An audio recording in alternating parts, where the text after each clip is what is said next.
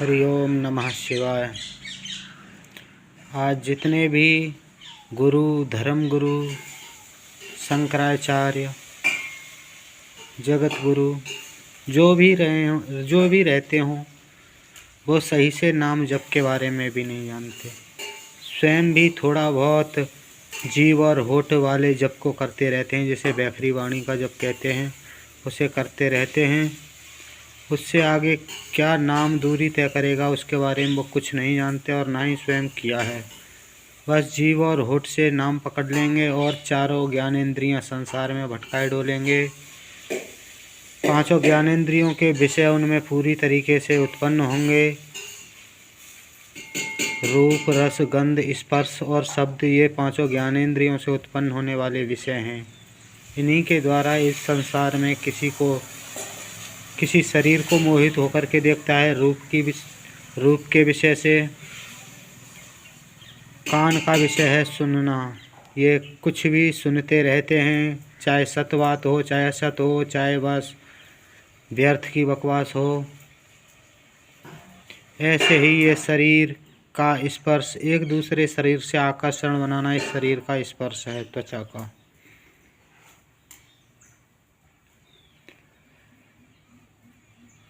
ऐसे ही कुछ भी सुगंध, दुर्गंध महसूस करना और उसमें अच्छाई बुराई महसूस करना, ये अच्छा ये गलत, ये गंध का विषय है उसमें।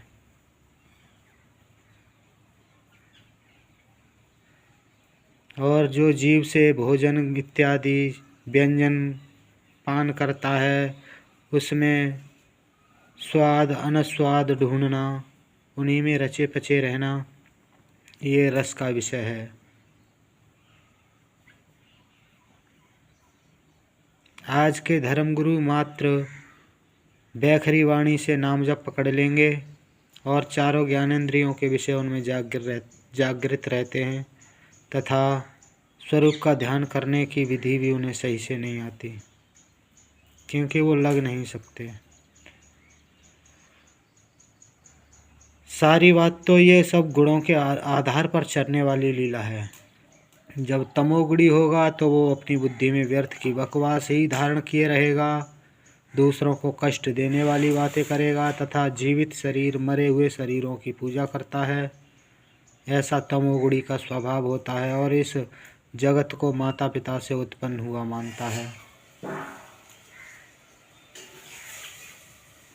वहीं रजोगुणी नाम जप और स्वरूप का ध्यान तो करता है, इसके साथ वो उतने ही सतलक्षण अपने में धारण करता है, चाहे वो समर्पण हो, चाहे वो त्याग हो, चाहे किसी से प्रिय बोलना हो या फिर दान करना हो, उतना ही करता है जिससे उसकी कामना पुष्ट हो, तथा ऐसे ही लोगों के आगे समर्पण करता है।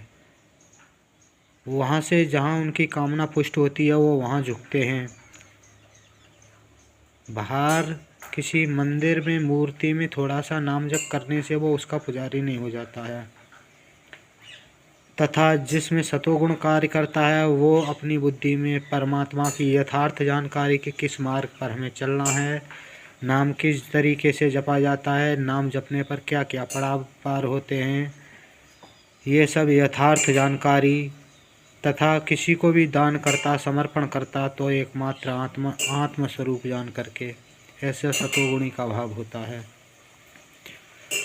चित्त को विलय करने वाली ही शास्त्र विधि, शास्त्र से जो निर्धारित विधि है वो चित्त को विलय करने वाली।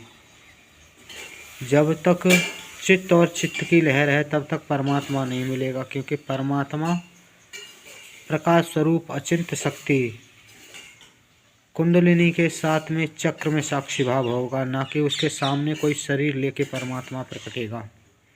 ऐसा कभी होता नहीं है।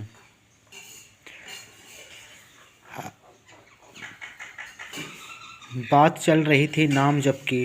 ये लोग मात्र जीभ और होठ से नाम को पकड़कर और इतना ही स्वयं जप पाते हैं और उसी को जप करके दूसरों को नाम जपने की विधि बताते हैं और उन्हें मात्र मूर्तियों में अटका करके छोड़ देते हैं। इससे आगे क्योंकि उन्होंने खुद भी कुछ पार नहीं किया।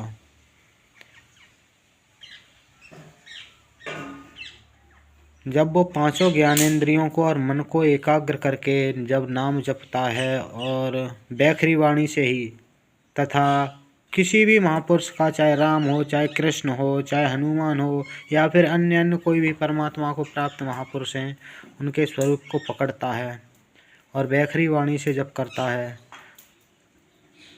तो फिर इस संसार में वो जितना त्याग करेगा तथा जितना समर्पण करेगा उस परमात्मा के लिए, तथा इसके द्वारा विकार, लोभ, लालच, ईर्ष्या, डाह, मद, मत्सर, ये विकार हैं, इन्हें त्यागेगा तथा ज्ञानेंद्रियों से उत्पन्न होने वाले विषयों में संयत करेगा। किसी को कुदृष्टि से नहीं देखेगा, किसी के शरीरों को रंग रूप से नहीं देखेगा, कुछ भी व्यर्थ की बातें नहीं सुनते रहेगा तथा किसी से भी शरीर का आकर्षण मतलब खिंचाव नहीं बनाता रहेगा, कहीं भी सुगंध दुर्गंध नहीं लेते रहेगा तथा कहीं भोजनों में स्वाद व अनस्वाद नहीं ढूंढते डोलेगा। इन्हें विषय को रोक करके नाम जप और स्वरूप का ध्यान करता है तो फिर वो अपने समक्ष स्वरूप की मूर्ति आकृति को उत्पन्न कर लेता है तथा वो जितना इनमें संयत करता है, इन सता लक्षणों को धारण करके जीवन में चलता है, तो फिर ये नाम बैखरी से मध्यमा में मतलब कंठ से जपने वाली में वाणी में प्रवेश कर जाता है। उस समय स्वरूप का ध्यान, जो सामने महापुरुष की आकृति बन रही थी, वो खिंच करके अपने जो मांस मज्जा का स्थूल शरीर है उसमें एकाकार होने लगता है। मतलब जिस महापुरुष के स्वरूप का ध्यान करता है वो उसी के सदृश अपने स्थूल शरीर को भासने लगता है। जब ऐसा होता है तब सूक्ष्म शरीर प्रकटने की बारी आती है। हरि ओम। सूक्ष्म शरीर जब प्रकटता है, जब वो अपने पांचों ज्ञानेंद्रियों को, मन और बुद्धि को एकाग्र करके नाम जप और स्वरूप का ध्यान करते हुए स्वरूप को अपने स्थूल शरीर में एकाकार कर लेता है। मतलब जैसा वो उसका स्थूल शरीर है, वो जिस महापुरुष के स्वरूप का ध्यान करता है उसके तरीके का भासने लगता है।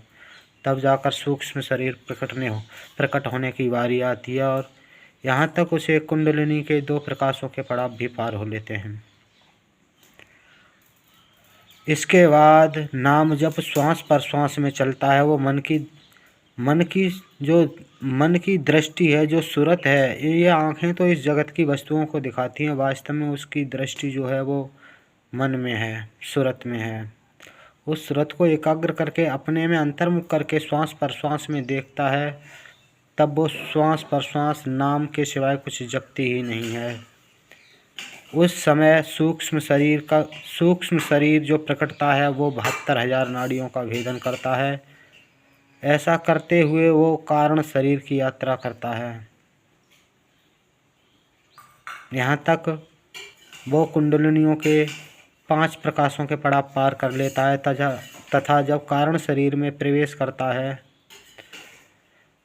तब नाम श्वास पर श्वास से नहीं बल्कि नाभि कुंज से स्वयं ध्वनि नाद करने लगता है तथा वो कारण शरीर रूपी आकृति, मतलब शरीर रूपी आकृति, उसमें पूरी तरीके से प्रकाश उतर आना अंतःकरण में।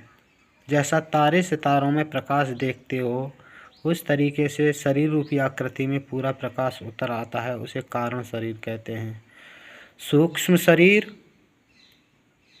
जैसे अपने मांस मज्जा के शरीर में हाथ, पैर,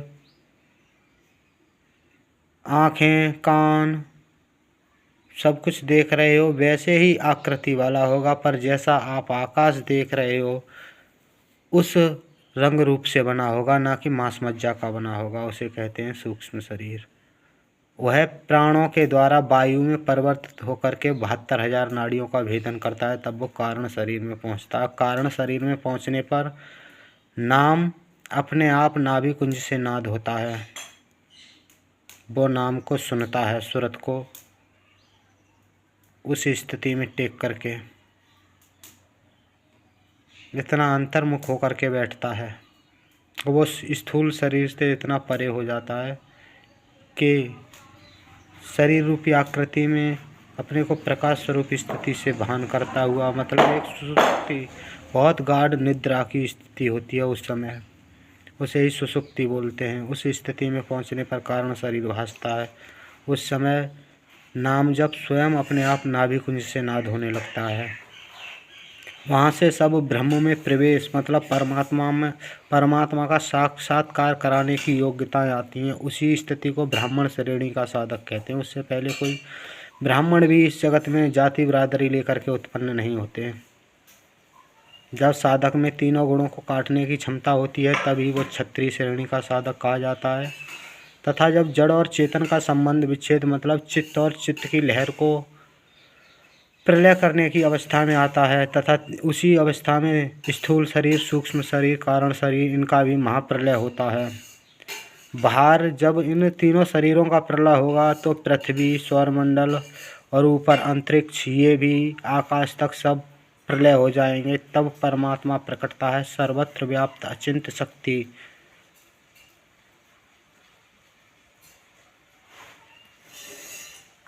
और जब वो प्रकटता है तब वो साधक स्वयं को भी अपने मांस मज्जा के शरीर की स्थिति से नहीं देखता और ना ही उसके समक्ष कोई पृथ्वी, घर, मकान, द्वार रहते हैं। सर्वत्र एक अचिंत्य शक्ति ही महसूस करता है और उस प्रकाश स्वरूप ने अपने प्रकाश से ही एक शरीर रूपी आकृति बना रखी है और उस शरीर में भी अपनी ही किरणें आर पार जा रही हैं। ये परमात्मा का साक्षात्कार इस तरीके से करता है, ना कि मांस मज्जा के शरीर में कुछ करेगा। आज के जितने भी गुरु बन रहे हैं, धर्म गुरु बन रहे हैं, जगत गुरु बन रहे हैं, शास्त्रों को पढ़ने वाले बन रहे हैं, ये एक भी नाम जप के बारे में भी ढंग से नहीं जानते, ना ही गुणों के बारे में जानते। कुछ खा पी लेना, सही से नहा धो लेना, मूर्ति में, मंदिर में जाकर थोड़ी मूर्ति पर पूजा कर लेना, उसे सात्विक गुण कहते हैं। पर इतना सात्विक गुण नहीं होता। सात्विक गुण होने के लिए सब में आत्मसत्ता मानकर ही समर्पण करके उनसे बात करना, प्रेम से बोलना, दान करना, आत्मस्वरूप को तथा परमात्मा की जो यथार्थ जानकारी है, इन तीनों पुरों को पार कराने वाली स्थूल शरीर, सूक्ष्म शरीर, कारण शरीर, इन पुरों को पार करके जो अचिंत्य शक्ति परमात्मा है उस तक पहुंचाने की यथार्थ जानकारी है, उस जानकारी को बुद्धि में धारण करता वो होता है सतोगुणी। रजोगुणी नाम जप स्वरूप का ध्यान तो करता है पर वो सारी कामनाओं से बंधा हुआ है। तमोगुणी व्यर्थ की बकवास करता, व्यर्थ की जानकारी धारण करता तथा मरे हुए शरीर इत्यादियों को पूजना, वो भी दूसरों का अनिष्ट करने के लिए। हरि ओम नमः शिवाय।